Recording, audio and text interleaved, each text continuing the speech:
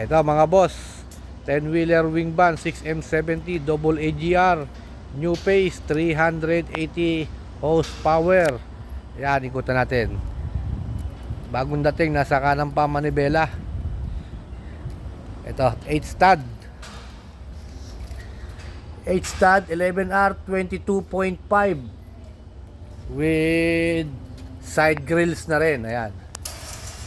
And then stainless po yung bisagra. And then apat yung lock. Yung lock niya apat.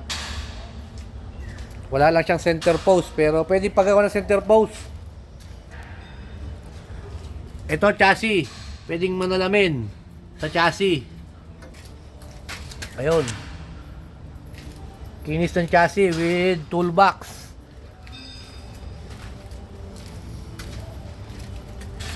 Airbag suspension lang ito mga boss. Ayan oh. Super kinis oh, kita nyo naman oh. And then another toolbox pa ito. Dalawang toolbox niya. Single lock lang siya. Ito, pasukin natin yung loob. Tignan natin kung ilan yung odo niya. Nasa kanan pa ang manibela. Manual transmission, original. Ito, naka-back, may with back seat po ito. Ayan. Tignan natin yung odo niya.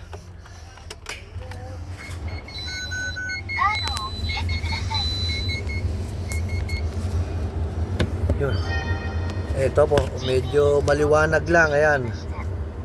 Ito.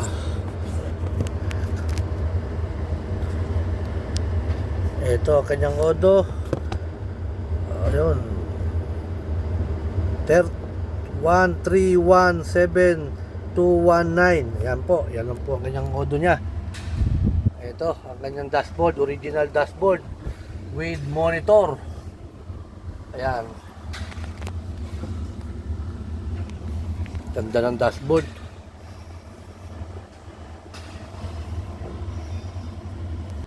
Ayan, dito tayo sa kabilang side naman tayo.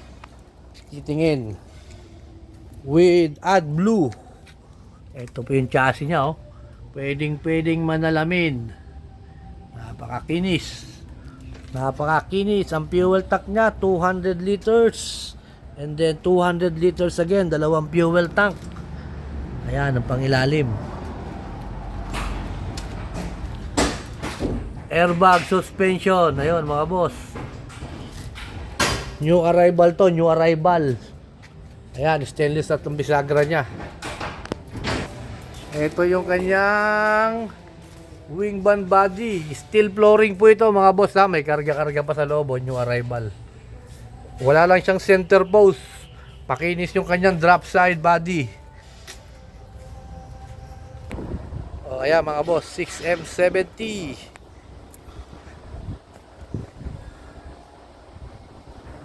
Ito pang isa mga boss, 6M70 rin.